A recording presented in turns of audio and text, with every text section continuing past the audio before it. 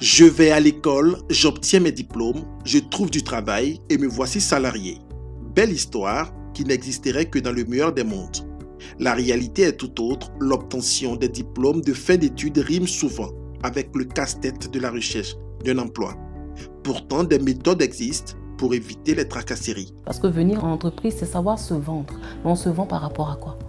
Si on ne se connaît pas, qu'est-ce qu'on présente à l'entreprise? Donc il faut savoir se connaître. Si on ne sait pas comment faire pour se connaître, il y a des structures qui existent, il y a des techniques qui existent. Donc se rapprocher de ces structures-là, faire un bilan même s'il le faut, pour que les personnes connaissent ses forces et ses faiblesses. Parce que la preuve en entretien, on demande toujours quelles sont vos forces, quelles sont vos faiblesses, quelles sont vos qualités, quels sont vos défauts.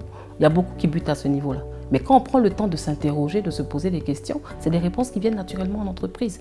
Donc il faut qu'il apprenne à se connaître, se poser les questions qu'il faut, se rapprocher des agences, se former. Une fois son domaine de compétences connu, l'idéal est de suivre des études concordantes.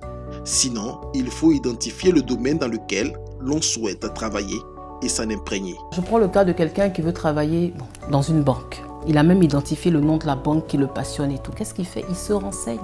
Qu'est-ce que cette banque vend comme produit? Quels sont ses défis? Quelles sont ses attentes? Et quel est son plan même d'action pour l'année en cours? Pourquoi? Quand il va faire ça, lorsqu'il viendra en entretien, il sera une force de proposition. Ça fait que son entretien déjà va sortir du lot. Il n'y aura pas un entretien banal, oui. Déjà même au niveau du CV, au niveau de la lettre de motivation, il va se distinguer. Mais la clé qui rend la quête de l'emploi amusante, c'est vraiment de se connaître. Parce qu'à ce moment-là, on découvre une passion. Et lorsqu'on parle à un recruteur, en fait, on a l'impression de parler à un partenaire. Parce qu'on se dit qu'on vient être une force de proposition pour lui. On vient l'aider à atteindre un objectif. Donc la mentalité est différente de celui qui vient en entreprise et qui se dit qu'il vient demander un emploi.